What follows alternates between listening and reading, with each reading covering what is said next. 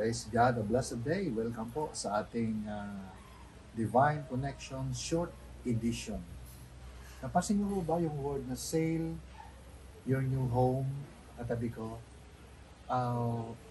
Okay naman po na magkaroon tayo ng mga napakagagandang bahay, napakagagandang lugar, katulad po ng lugar na ito.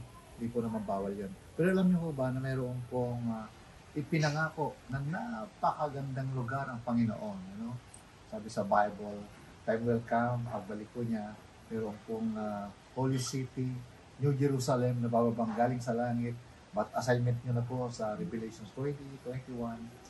Kasi kapag ka po bahay, buhay lang dito sa lupa ang na itong paghalimbawa natin, nagpayaman tayo, sabi po ng Mark 8:36, what shall a prophet a man if he shall gain the whole world, then he'll lose his soul. Napakahalaga po sa ating Panginoon ng ating totoong buhay na nilikha niya para sa atin. At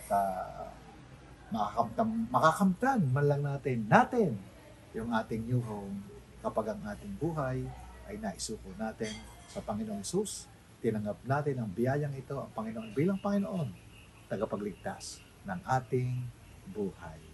God bless you po.